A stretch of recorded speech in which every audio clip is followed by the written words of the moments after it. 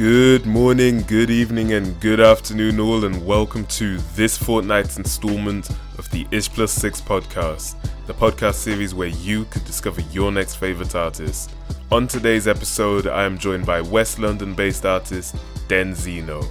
DENZINO truly is a man of many talents, working as a rapper, producer, guitarist, and engineer. It's clear that you most definitely cannot put him in any one box. With popular tracks such as We Can Go, Combos, and Re-Up, you will need to make sure you go check him out on all platforms. And please welcome DENZINO to the podcast.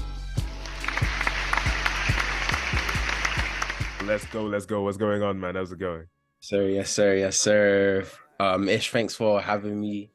It's your boy DENZINO, aka DENZINO baby, aka the Black Huarang, aka Grown Up Ness, aka everything and nothing. Let's go. Facts, man. Honestly, do you know, I've heard the DENZINO baby thing before. I've heard that as sort of like almost a beat tag in your tracks. But talk to me, what are these other ones that I've just heard just now? So what? Like Tekken, I'm the true Tekken Grandmaster. I'm the true Tekken God. You get me? I've been playing Tekken 8, the closed network test. There's no release date, but we're still playing Tekken. Where there's a will, there's a way. Also, Super Smash Bros. Yeah, you've mentioned that, fam. Too serious at that game. It's too much reality in that game. And I'm a very raw person. So, of course, the synchronicity is harmonious. You get me? Who's your go-to in Super Smash Bros? I use like everyone. I like Mario. I like Ness. I like Lucas. I like Mewtwo. I like Hero. I like Falco. I like Captain Falcon. Anyone you want, like any way you want it, any way you wanna piece it up, man's there. So yeah. Bro, I'm not gonna lie. Do you know what? I say recently, for the past couple of months, I've been slowly leveling my way up in Smash. And truthfully, this guy Donkey Kong, I'm not gonna lie, he's just one of the most enjoyable characters to beat people up with. Because there's a certain level of enjoyment you get from just grabbing someone and just smashing them over and over and over again into the ground while they can do nothing about it. I've had the ground, like Donkey Kong, he hits like a truck. Like you see a truck that's going on the M-way at the national speed limit. That's Donkey Kong's fists.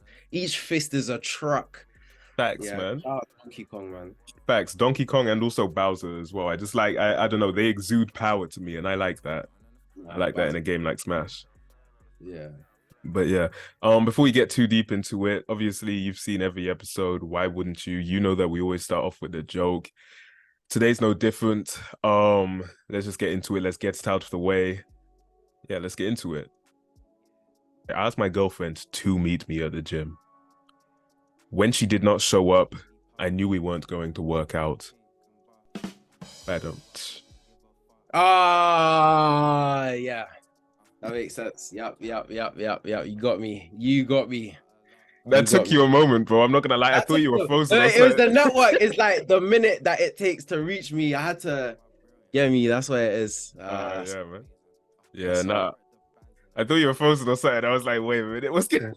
Nah, you got me. Talk me through the DENZINO story. Talk to me about how.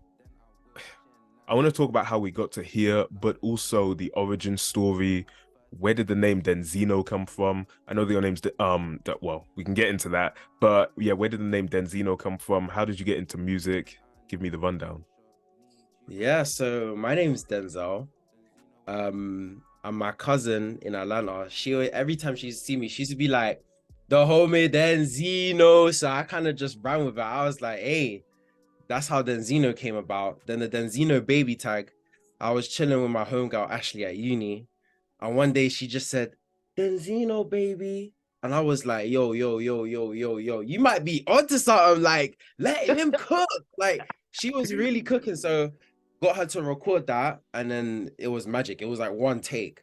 You get me? And then as for music, I've always been musically inclined. Like, I've done music since primary school.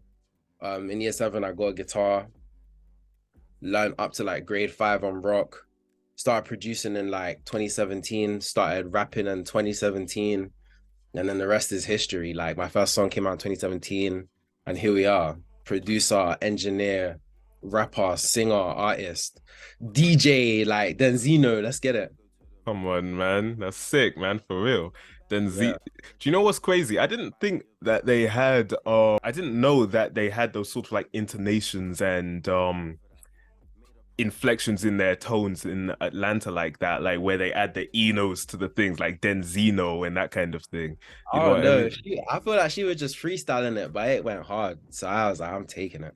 Facts, man. I thought that like Eno kind of thing was sort of or Eero or whatever kind of thing was sort of like a British thing. I don't know. But yeah. Hey man, shout out my cousin KK. Facts, man. Facts. Are you a big Atlanta hip hop fan yourself, or are you more of New York, LA? What kind of, or even, I mean, I guess UK above all, or whatever. What's your kind of thing?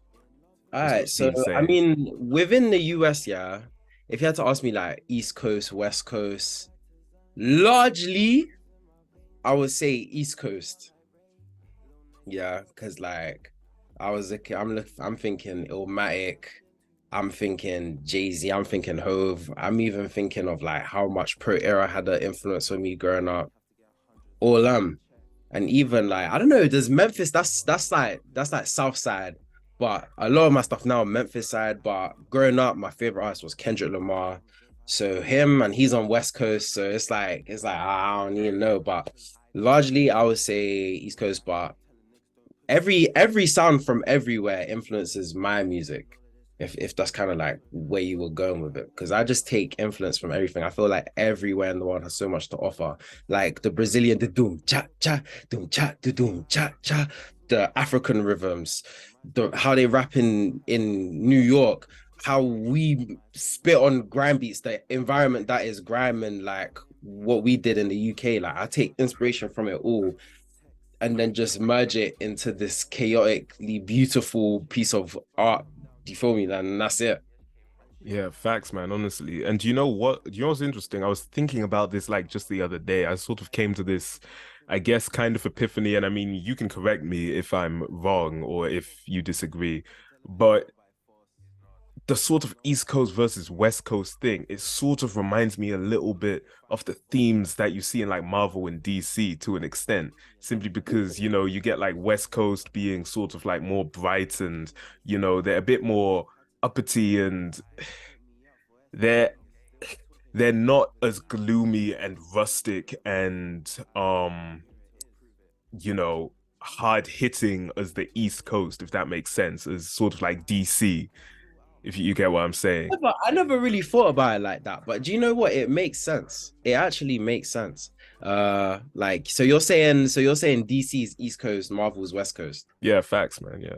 Interesting. No, that's interesting. I never saw it like that, but I can see where you're coming from though.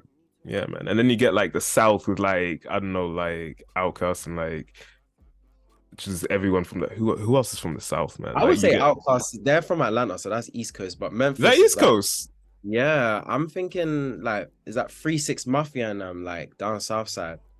That's that whole Memphis sound. I guess Juicy so. J and Juicy J and like stuff like that. Yeah, so Yeah, they're kind of like a mix of like dark, but then also kind of like I don't know, just a bit different at the same time as well. I don't know, but they got some good rhythms there. They hitting some nice pockets out there. Yeah, facts, man, facts. Yeah. Um, I want to talk a little bit about your time in Nigeria. I know that you spent some time in Nigeria for about a year and a half, and that's where you first picked up a guitar, if I'm not mistaken. Yeah, right. I want to talk a little bit about your time in boarding school there. Would you say that if you hadn't spent as much time, or if you hadn't spent any time in boarding school there, your artistry would be significantly different? How different would you say it would be, if at all? Do you know what? I think it would be different, but I think because the main lesson that I learned when I went to Nigeria was like where I'm from. Like I felt connected to like my root. Like I was there on the same soil as my ancestors. So that I felt a deep sense of connection. I still went to Nigeria on holidays and stuff, so it's not like I wouldn't have had that connection. But I think the connection that I built from that time there has translated into everything I do.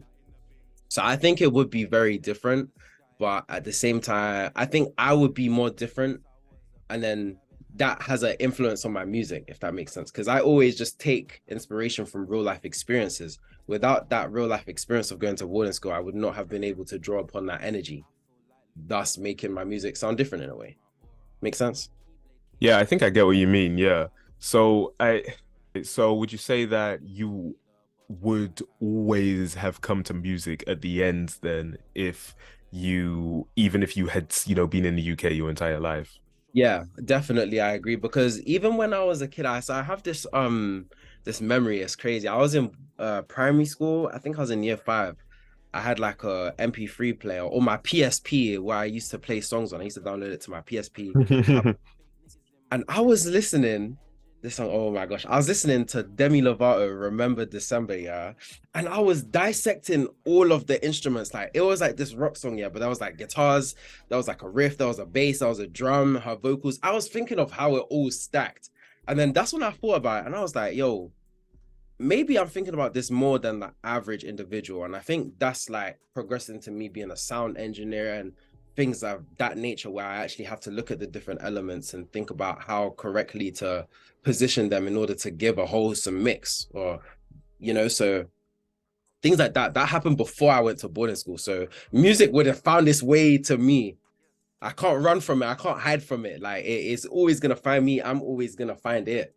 Don't cry, don't beg. It's all over. The music is always going to be there. So. Absolutely, man. Yeah.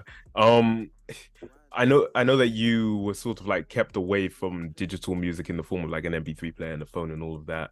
Would you say that the idea or the influence of not having any digital music influenced the music you made in your band when you were there? So I was in a band when I came back. Okay. For a short period of time. So actually, do you know could you ask your question? Let's start a bit earlier. Talk to me about the band, because to be fair, I probably did get my facts mixed up there, but talk to me about the band and how it all started, what the just the general inception of that. Yeah, so we all really just went to school together. Like my Daniel, David, my other friend KK. I mean, they were kind of doing their thing, but I was new to the school. And then I seen that they didn't have a guitarist, and I was like, I started rubbing my hands together like Birdman. I was like, so like I can intersect what you guys are doing and build upon it whilst you guys are simultaneously building together. And yeah, I think from there, once we started jamming together, it was kind of just a done deal. Did a gig. It lasted for maybe like a year, I would say. But it ended as a result of people moving away and things like that. It wasn't like creative differences. And I think everyone's still like musically talented and inclined now. So that's great. But yeah, that was a great time. That was a great time. Playing music with people like is a great feeling. It was a great feeling. Thanks, man, but I'm not gonna lie, that's a little bit like we may need to spice things up for the biopic when it comes out eventually, but you know what, we'll let's just for now, like let's work on it. Let's see what we got. There's people just chucking drumsticks at each other, just like yeah. But what kind of music was it? Was it like indie? Was it rock? Was it like sort of more rap, like I guess like Beastie Boys type thing? What kind of music was it? Indie. It was indie / alternative. It was indie / alternative. We used to do covers, like Use Somebody, Kings of Leon. Like we'll cover songs like that angle. Like it's nothing like what I make now. But that's still part of me, and I could go back to that tomorrow. So yeah. Facts, man, absolutely. Do you know what? It's so important for, I mean, this is just my own personal opinion, so it might not be to other people, but it's so important for, artists of all genres to not only appreciate but also draw inspiration from other genres that they don't make themselves. Like, I mean, I've spoken about Lil Yachty, so we'll talk about someone else. Like, even I don't know if you listened to Utopia yet, but Travis on Utopia, this recent album, you can clearly see that. I mean, yeah, he got most of his inspiration from Yeezus, but there are also takes, like he's taken elements from so many other genres at the same time. So it's, yeah, it's it's progressive. I love stuff that's progressive, you know. Yeah, and yeah, I have listened to Utopia. I like that project. Like I see as a big Kanye fan as well, I love Utopia. But aside from that, I've always been rocking with Travis, and how he integrates his production to his music has always fascinated me. He's always had such an interesting take on production. Him and Mike Dean and they they be cooking up. But yeah, I really like, that sound, what they're doing over there. And you can definitely hear that there's so much inspiration from everywhere in the world. Yeah, facts, man. Would you say that was would you say that was worth 5 years though? A 5 year wait.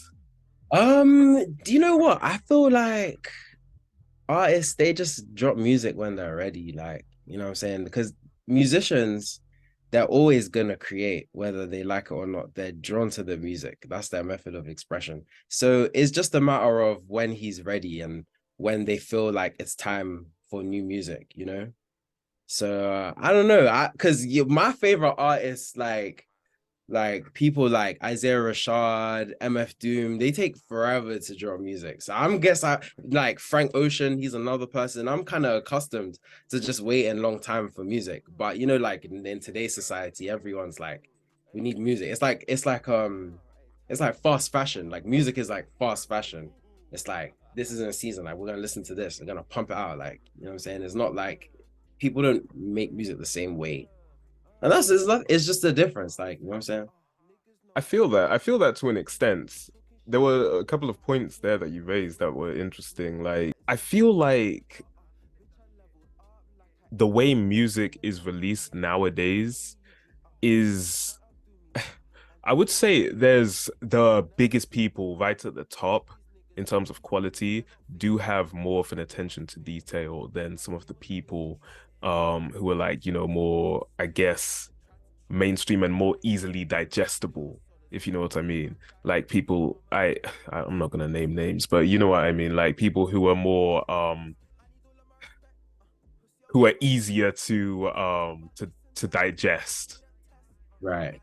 I don't know how well that's coming across, but essentially the point that I'm making is back in the day, you would see certain musicians like Bill Withers and all of these kinds of people like soul and R&B and all these type of people releasing 3 albums a year sometimes.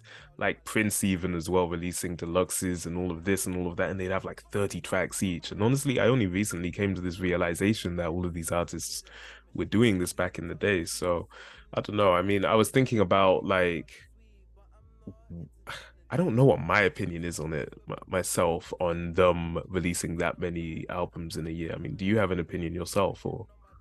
I mean, I guess it can just depend on like where you draw your inspiration from. Like if you're doing like hella drugs and you're chanting out music and it's still great, like, it doesn't matter. Like, you can probably get that gone. You can get that over the line pretty quickly. I think some people draw upon like real life experiences and things like that. Like for example, Kendrick, when he made To Pimp a Butterfly, traveled to, I think it was South Africa and stuff like that, and that's not a short amount of time. You'd have to work on something like that, and then that might just take a long time.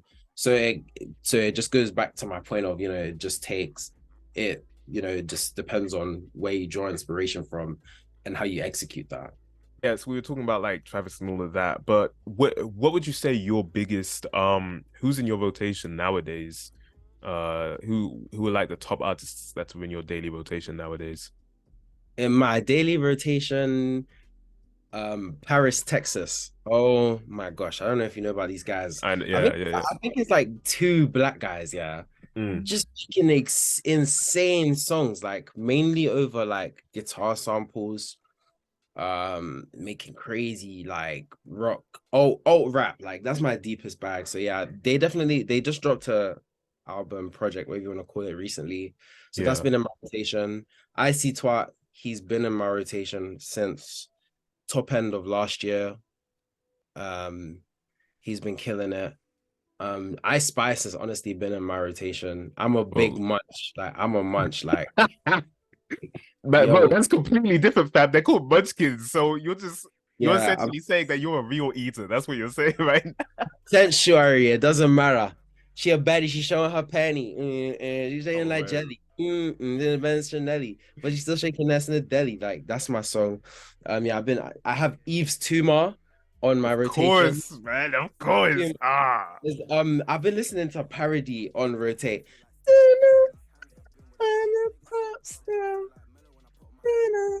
And it just reminds me of like crying in the shower, like hand on the wall, like just letting the water hit your neck back, and you're just letting it all go. Like that's what it's reminding me of. And yeah, like that's I would say that's my main rotation right now. And I've just put in a bit of Sango, he's a producer, and then I would also say Flying Lotus is another producer. Yeah, of course, man. Flying Lotus goes hard as well. Do you know what? I love Eve's Tumor probably has one of my favorite albums of the year so far. And it Is only it? came out in like April or February or Yeah, whatever. yeah, yeah. It's one of the hardest I truthfully, Yeah. man, it's just so sick. It gets me gassed every time I hear it, for real. I'm are you seeing him in November when he comes through? I haven't got tickets, but I would actually love to go. I'm not gonna lie. I'm trying to get tickets, man. I'm trying to Is get it sold tickets. out? I think so. No, I need to look into it, but yeah, I'm trying to go. So peak, man. Yeah, it's gonna be so sick. Ah, man. I'm gonna see Kerosene and friggin' what's the other Romanticist? Of course, I should know that one. That's his Yeah, biggest song, fam. I'm gonna see those two songs live. Nah, it's gonna be a movie. that's up. That's up. Yeah, facts, Yeah. man. So Yeah, yeah, we were talking about Travis as well and Utopia and stuff. And yeah, do you know what? I still struggle to believe that that was Carti's voice on Fiend, the whole deep voice thing. I struggle to believe that yeah. that was him, like that. Carti, he's capable of doing like many voices, many sounds. He's, like when you look at like what he's done in the past, his versatility has always been something that's been integral to his artistry. Like no two projects of his are the same. So, that goes to speak to his versatility. So it's like I'm not even surprised. And I believe Travis and Carti are locked in like that. So it doesn't really surprise me, to be honest.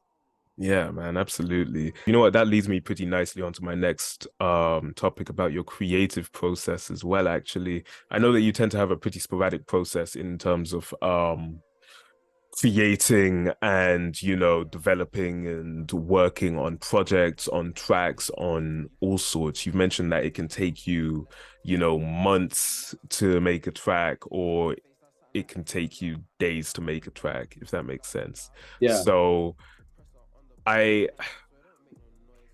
okay, my question was, I'll just read it off.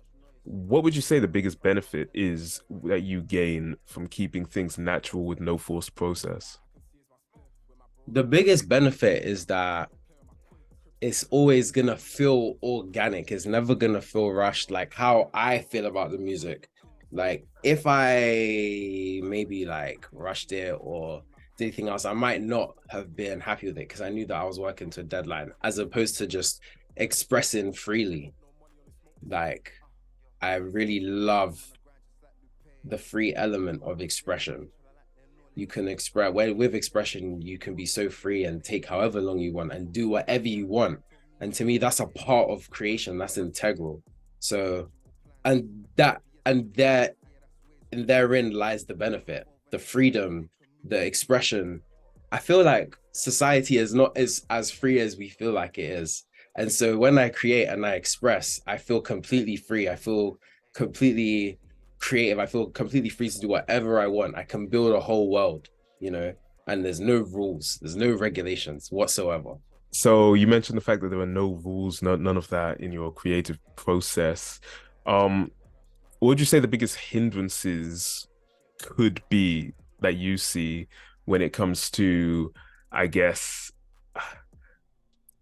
what would you say stops you from, I guess, the standard dropping an album every year or every 2 years or whatever that we used to see people doing? What would you say, if anything, stops you at all from that? Oh no, I just need to just stop having such a personal attachment and just dropping it.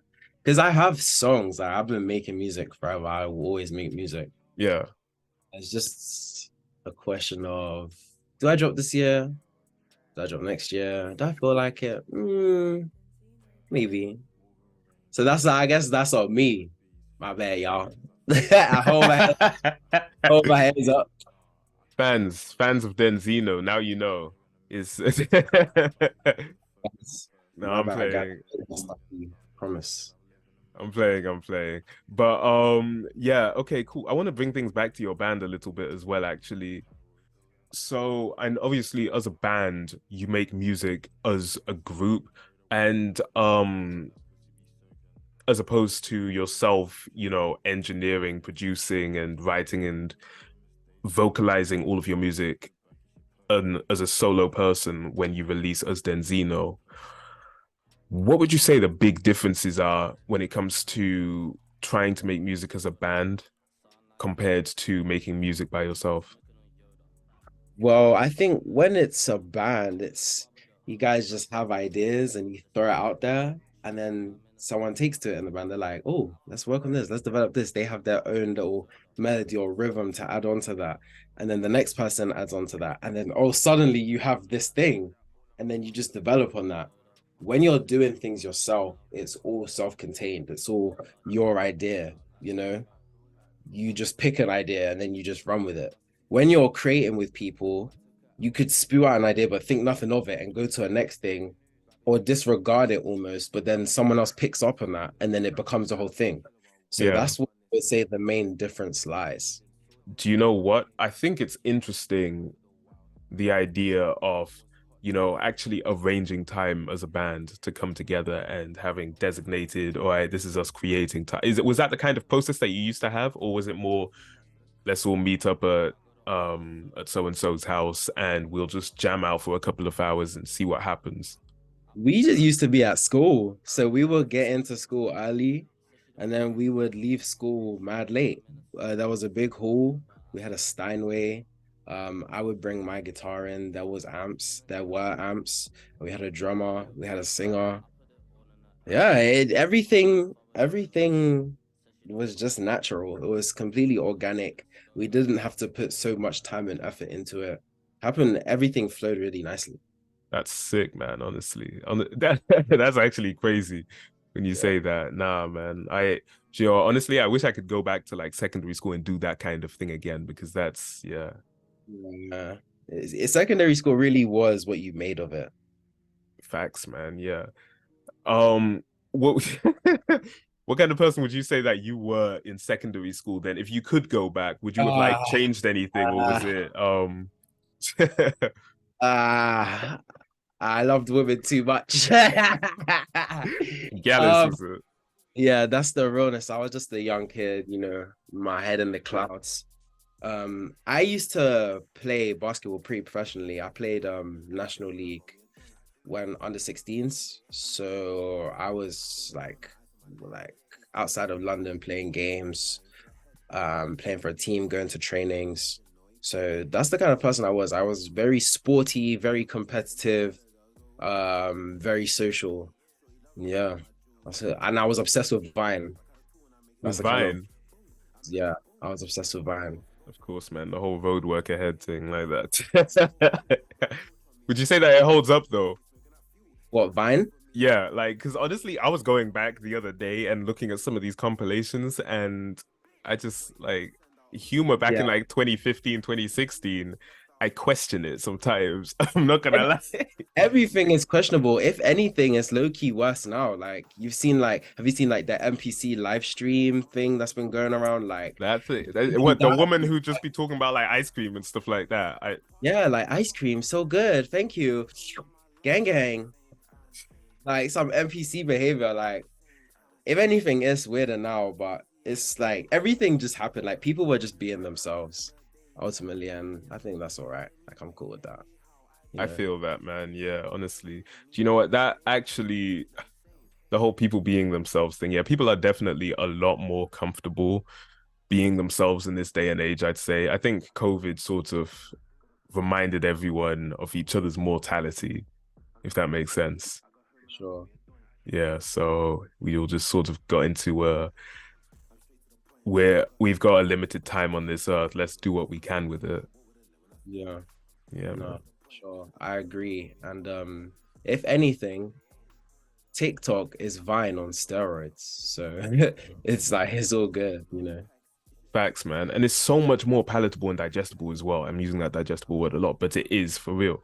Because literally, you'll see kids who are like from 6 years old, even younger, all the way up until I've seen adults on trains, like 60-year-old women just scrolling TikTok, looking up like not even knitting videos or baking or whatever, but like people doing up BMX, people on the street doing up Riz and like what's your body count and all of that. Like they Yeah. people watch whatever, fam. It's crazy.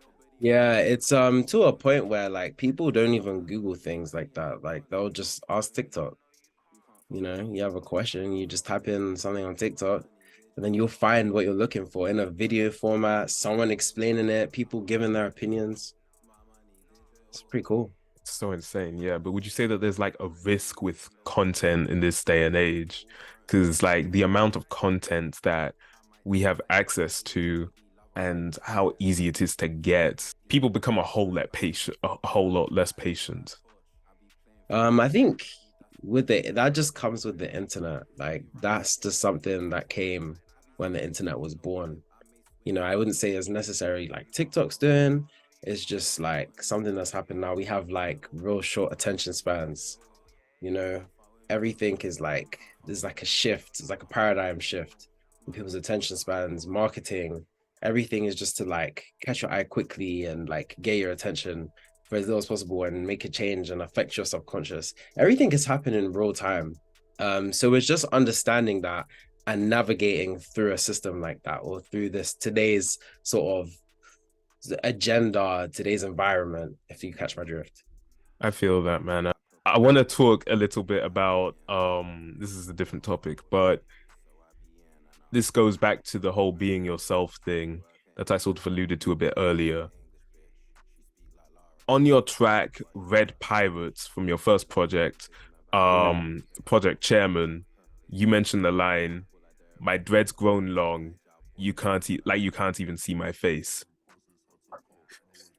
But Was giving us the visuals. get me.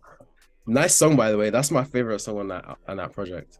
Facts, man. Yeah, I know. There was someone who was on that song with you, wasn't there? Yeah, Schiffer, the singer. She's a great singer.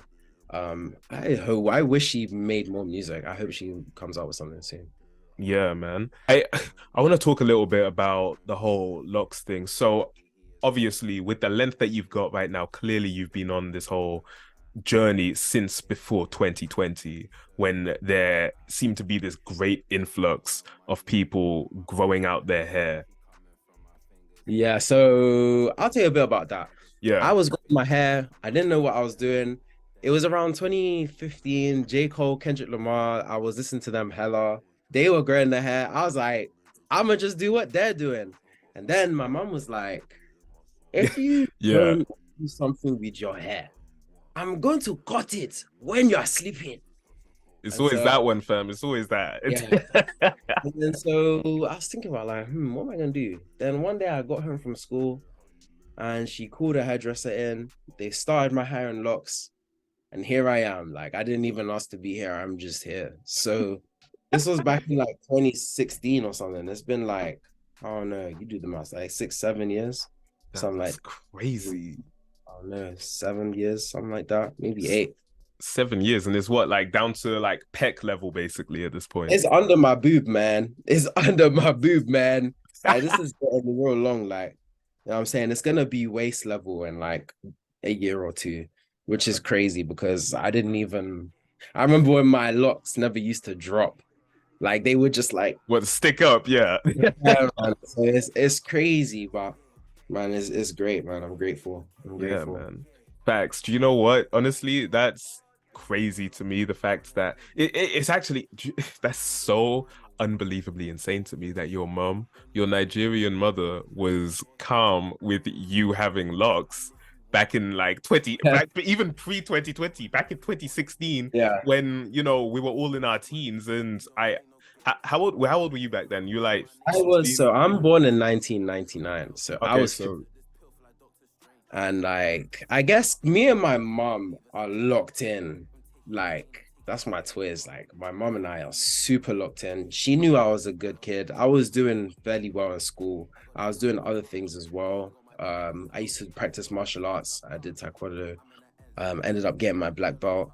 So I had my head pretty screwed on. So me getting locks, I did catch some heat, but you just gotta like roll with the punches. Feel me? Everything will sort itself out. Keep pushing, keep being you, keep proving that you can break all barriers that this might potentially cause, and you'll be good. That's my advice to anyone out there who doesn't know how to communicate to their parents about their hair. actually, do you have an opinion on dreadlocks versus locks, or is that just I call them locks. I've always called them locks. But one of my boys, he's literally called dreads. Like shout out dreads. So yeah. I guess it just depends on the person. I call him dreads. So yeah, I guess it's just down to the individual and how they conceptualize meaning about the word for this hairstyle and things like that. But yeah, I mean, you know my story. I kind of got into this business by accident, so I'm honestly not too fast. Exactly, man. Yeah, you just woke up one day and just, hey, whatever. Like, this is Essentially, my life now. yeah. Yeah, man. Um, what's your opinion on the style becoming popular in this day and age, like post 2020? Do you have an opinion on the whole I like trendiness it. of dreadlocks, or I like it. Men having long hair now, as opposed to back in the day, people used to cut their hair when they used to go corporate because it wasn't seen as a corporate look. But we're pushing those boundaries, and we can go into work with these kind of hairstyles, and even that is a reason to be grateful, and it's a blessing. It's a right that we've clawed back. We've got it, now. So it's just, yeah, it's good. I think if you want to have your hair long or short, it shouldn't even matter. But back in the day, people felt the need to cut their hair to fit into something when the thing they were trying to fit into should have accommodated them. So yeah, we're in a space now where it's accommodating in that way. And so I think it's good. Let men grow their hair if they want to. Like, it shouldn't even be a thing. exactly, man? Yeah, I mean, like the way I think about it is I'm providing a service to, these big corporate structures. The least that they could do in return is, obviously there's monetary compensation as well. But at the same time, I'm spending a third of my day there. That's, the least they could do is make me feel comfortable. Yeah, exactly. Not only physically, but also spiritually as well, through, again, the hair. So, yeah. Your recent track, We Can Go, sort of looks Yes. pretty similar in theory to the Project Chairman cover. Yeah, it does. Talk to me about that a bit. And then my next question will be, what would you say the difference between, actually, do you know what? I'll mention the question later, but yeah, talk to me about the difference between those two and if it was deliberate or if it was just a coincidence. So to put it shortly, it was a coincidence. But at the crux of it, video game, I take a lot of inspiration from that as I'm a big gamer. If you notice, like Project Chairman is red backdrop, and then I have the Skyrim helmet and then a Buster Sword from Final Fantasy VII. So those are all the different like sort of video game elements. And then I thought that the project was quite emotional, so I used red because red is quite an emotional colorway, I would say. And then that kind of contrasts with We Can Go. I use red because it's like the song is quite violent. There's a lot of rage. It's like turn, and there's like, so you can see there's like skulls on the bottom, and then it's like I've bested all of those enemies with my longsword. The outfit is inspired by Guts from the anime Berserk. Yeah, of course. Yeah. I've got my long hair. It just looks fire. Like it's red. Like the red signifies the blood of my enemies. Yeah, I've vanquished them. And that's the sort of aesthetic of the song. So I feel like that goes hand in hand, with the artwork. And then the similarity between the artwork for We Can Go and Project Chairman is merely how much I take inspiration from what I watch and what I consume, as a consumer, essentially.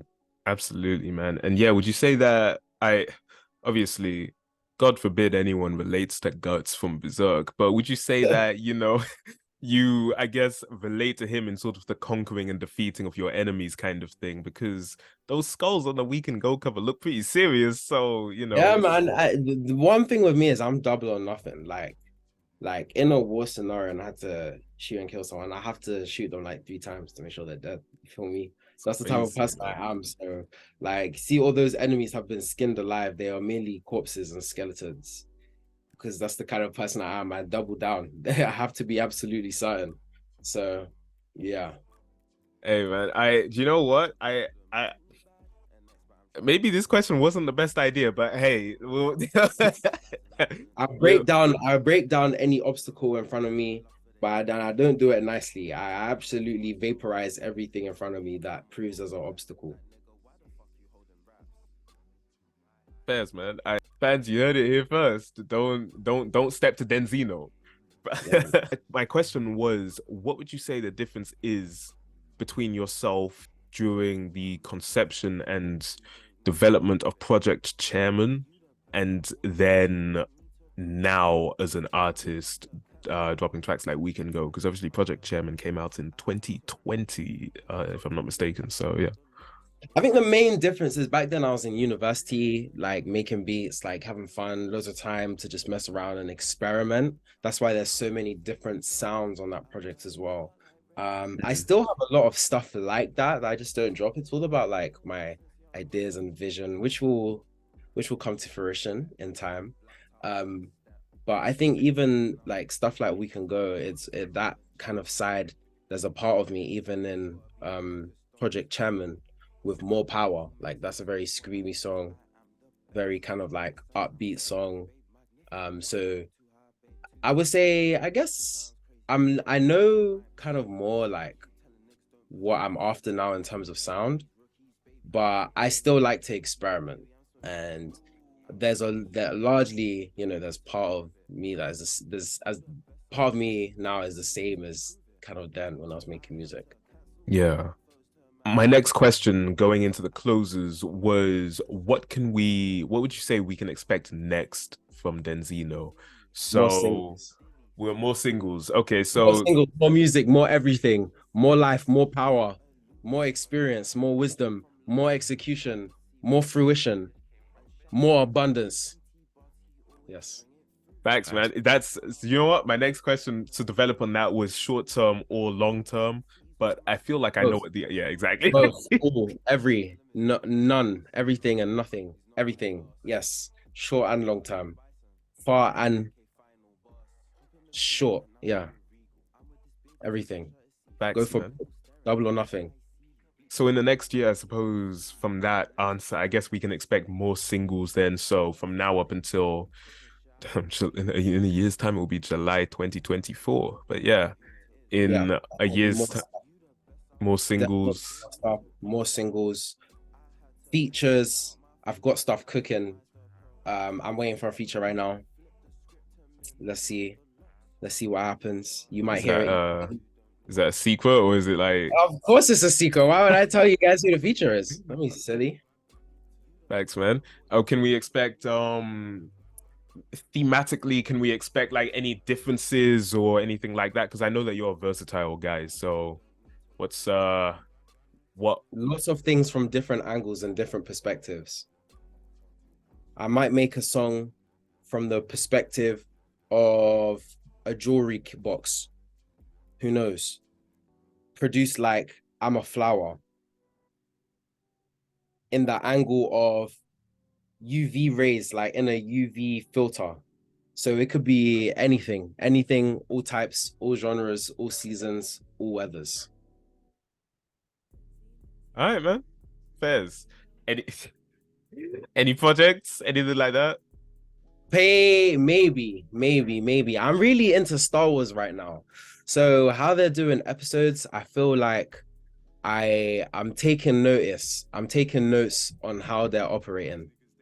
And I feel like there's something I can learn from Star Wars and integrate into my music. So let's see in terms of projects and how I execute it and how I package it and deliver it to the people. Let's just see.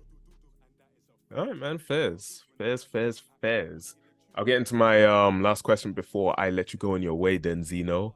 And I ask this question to everyone to close off. You are heard by everyone on Earth for 10 seconds. What do you say? I'm heard by everyone on Earth for 10 seconds. Yes.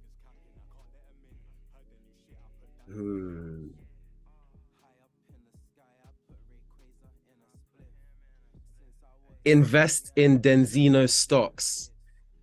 Yeah, that is my word to everyone. It's like a projection, like a hologram, like DENZINO to the world. Like it comes out on the sky. Everyone's just like, what the hell? It's like a big hologram of someone's face. He's got hella long hair. And I'm like, attention to the people. And then everyone's like, oh, and then it's like, invest in DENZINO stocks. And then I just fade out. Then you have like the DENZINO baby, just like in the background as you then fade. it just echoes out, baby. Get me? Like, yeah, that's my contribution and my message to the people. That would be so gas. I'm already gassed just based off the DENZINO baby. It's one of the most it just goes hard. I'll be real, like that tag goes way too crazy. Thanks, Too crazy. Man. Shout out Ashley for real.